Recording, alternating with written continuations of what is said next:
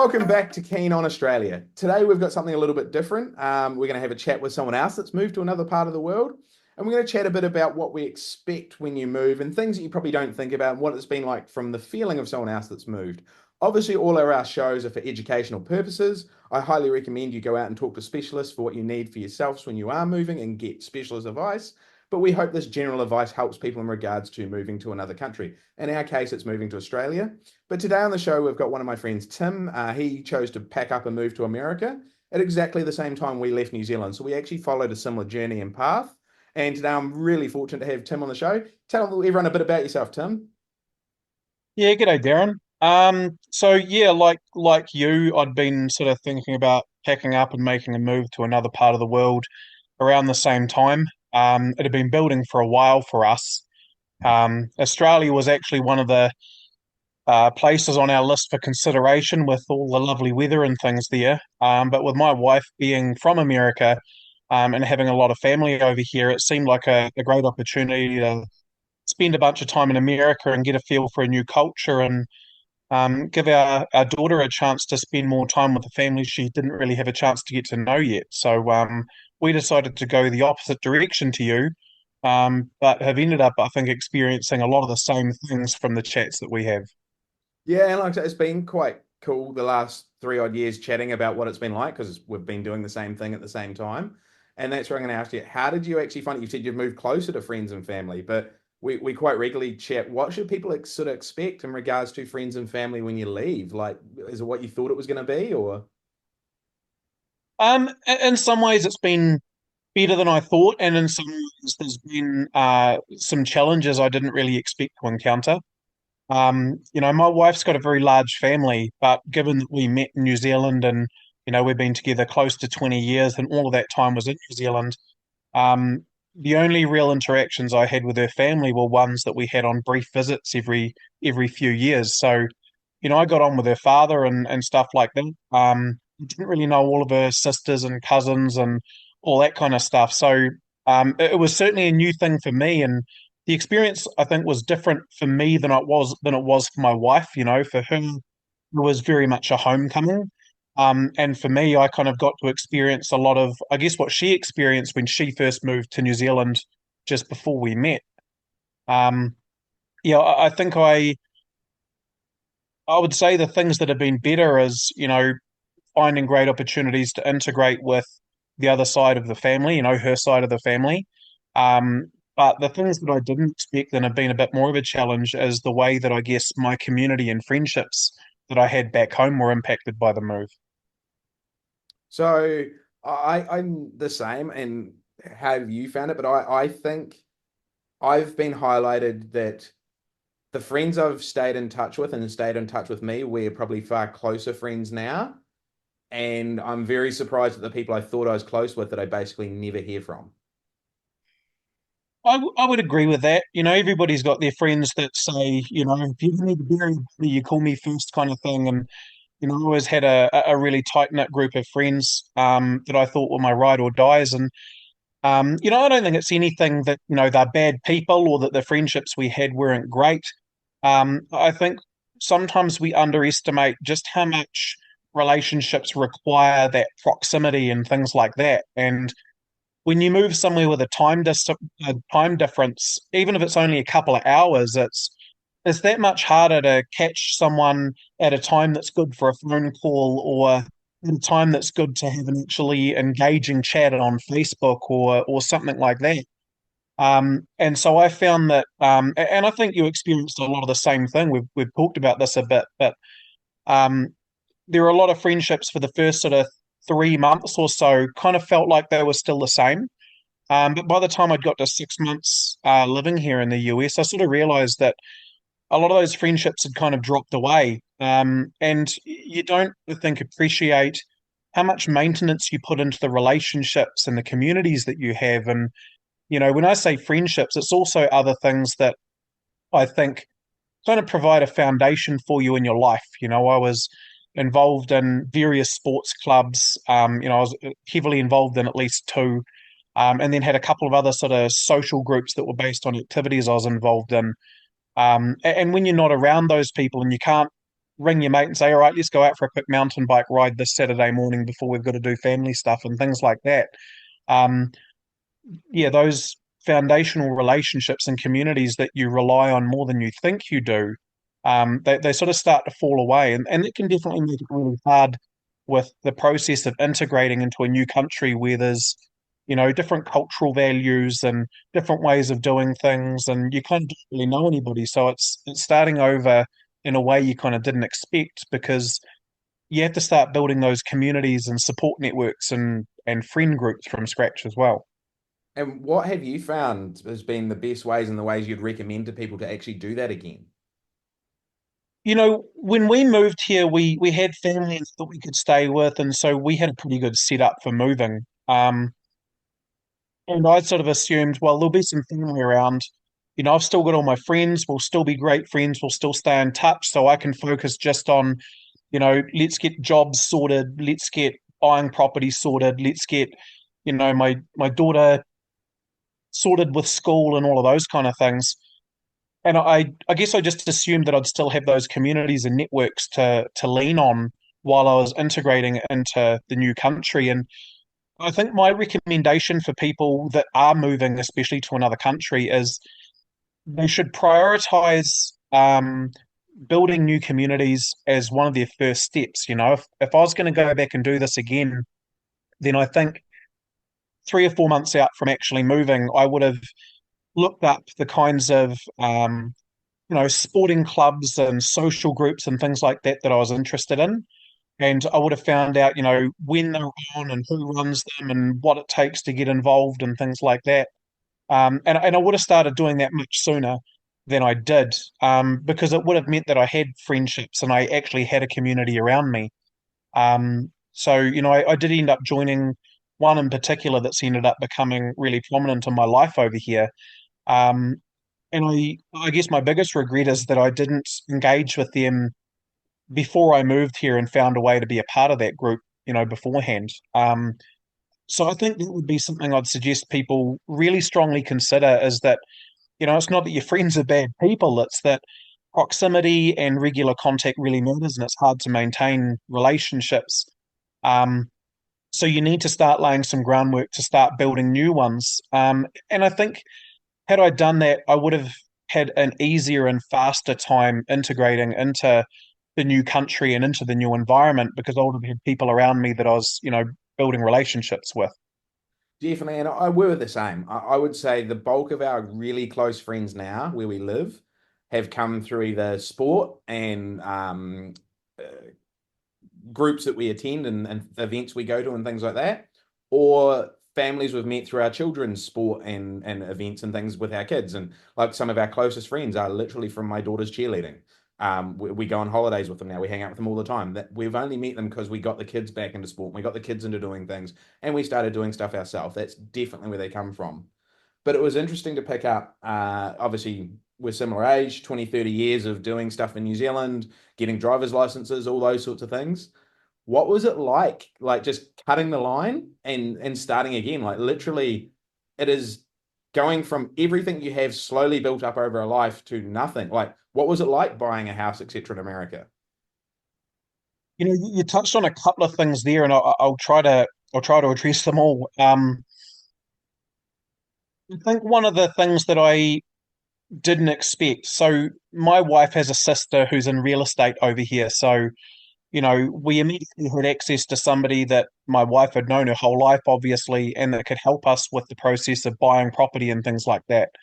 And being a different country, the US has got a lot of different rules and different processes and systems for doing things. And so it was helpful to have somebody that understood how things are done here. And I think one of the missing links for me was that even though she knew exactly how things are done here, she didn't know how things were done back home. She didn't know how things were done in the way that I was used to. Um, and had she known that, I think it would have been easier for her to help us understand the nuances and the differences and the juxtaposition between how I'm used to it and how it works here.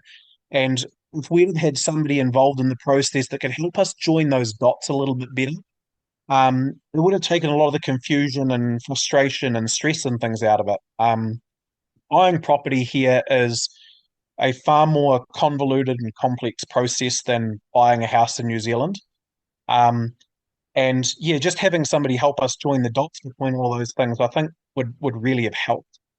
Um, with regards to, licenses and accounts and things like that, I think it would pay to do a little bit of research or reach out to specialists on, hey, what actually is the process on doing things like, bank accounts and things like that? Because, over here, it's kind of funny, until you have things like a green card or work authorizations and things like that that you get through all of the immigration processes, you actually cannot hold a US driver's license. Um, I was here for, 12 months or something like that before I was actually able to get a Colorado driver's license. And it wasn't until I had a driver's license that I could actually go and open bank accounts in my name and things like that. And, the fact that my wife was born here changed things because we could just throw everything under her name and kind of move on. But certainly for me, that made it a little bit harder. It was having to rely on other people to open accounts and take care of a bunch of things until I could open my own ones. I think people that are moving to a country where neither of them have citizenship or any birthrights, it would be a little bit harder. It'd be harder if we'd come here and she was also a Kiwi. Then that would have made it a much, much harder road. And to be honest, it was a thing I didn't really think about. Back home, opening a bank account's a pretty easy thing to do. Getting a driver's license, it's a pretty easy thing to do. Um, but yeah, over here, the way that social security systems and things like that are tied into every different government agency and things like that, you're really at an impasse until you do certain things. And it's not quite the same as that back home. So that was actually very difficult and quite a challenge, and we had to find some, I guess, creative ways of doing things to make sure that we could, buy vehicles, get loans. It also delayed my ability to start building credit in a new country because I didn't have bank accounts and I didn't have, government ID documents that I could use for obtaining credit and things like that. So um, there's a lot of nuance to it, especially if you're a family man, you've got wife, kids, and dogs and things like that, and you're used to, I guess, just being able to go out and have things handled for your family. Um, and you don't appreciate how much goes into starting over with, can you get a bank account? Can you get an ID? Can you get all of those kind of things? So it's really important to understand what those processes are in depth before you move and figure out what the right order of operations is to get them done to minimize disruption to daily life. And you did right about that. And I think it's an amazing thing that people don't realize that even here in Australia, you can go into some of the banks and say, I want to open a bank account as a Kiwi. They open bank accounts every day of the week, but some of them don't understand how to do it for a Kiwi. Or you apply for a driver's license here. They issue thousands of driver's licenses a day. But if you get the wrong teller, being an international person applying for a driver's license, they don't know. And I noticed it highlight big time with the number of downloads we're getting on our ebook that I put out with helping people move to Australia. That ebook's getting a huge number of downloads, and there's lots of people saying, "Oh my God, thank you so much for giving me the steps to do this." We give that all away for free because I realized when we moved, you've actually cutting the ties for everything that you've done step by step by step over your life that you've slowly built up, and you've got to do them all really quickly. And half the people you go to talk to, they know how to do what you want to do. They just don't know how to do it for an international because they don't do it all the time.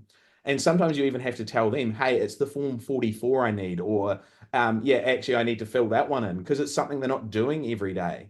And how did you find it? Was it easy enough to find educational stuff when you're wanting to move to America, or was it not a lot of it out there? I didn't really feel like there was a lot of it, to be honest. It was damn hard work. Um, just things like establishing identity and things like that. Here, anywhere you go, they'll just scan the back of your driver's license with the barcode on the back of it if they need to gather any information or anything. But of course, there's no barcode on a New Zealand driver's license that will scan into their system and give them any kind of information to work off of. So, um, there was not a lot of information. You had to really kind of dig around for it over here. Um, Definitely felt a little bit on our own with it. And it was, my wife's a citizen here, so she just kind of walked back into the country and everything was honky dory for her. And so she was even a wee bit stumped with exactly how to help me get things moving along a little bit faster.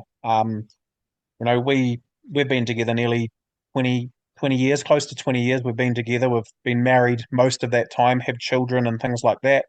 Um, and it was still hard even proving that our relationship was legitimate, um, which was obviously an integral part of the immigration process.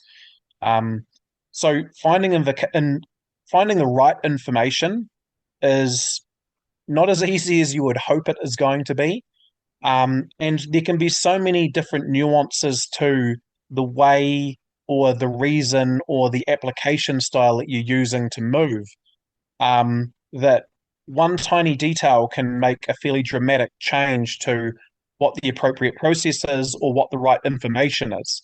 Um, yeah, and if you don't know what the right form is, it's really hard work. And I definitely found the same thing with going to open bank accounts and stuff like that.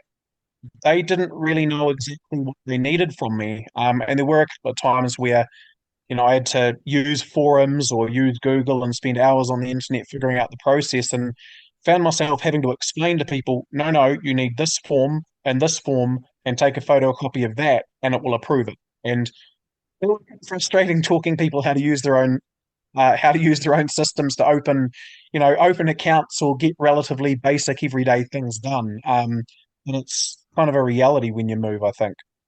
It is, and that's where I pride myself with our show. I think we're putting a lot of information out that's helping people. It's great. The ebook's the same, and the only reason all this become apart is I was actually most of my listeners probably don't even realize I was actually born in Australia. So I moved back to Australia as an Australian citizen because I'd not lived here my entire life.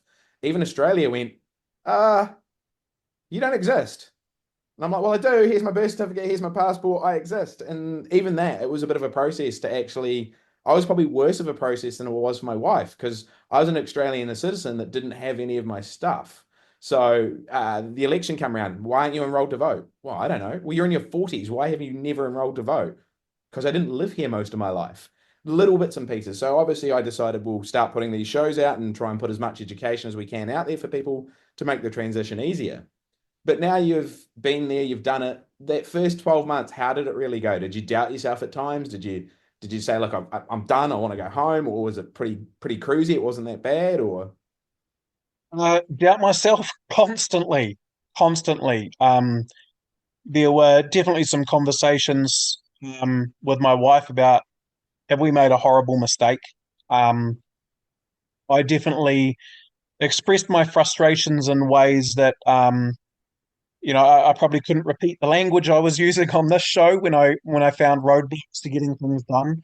When you wait 3 weeks for an appointment and you get there and you're told to go away because, the information you were given was wrong and one piece of paper, is wrong. And then you've got to go back and wait another 6 weeks to get back in the queue for the next appointment and things like that. And, sometimes it just felt like it was one step forward and two steps backwards with getting integrated. And, you think you're just going to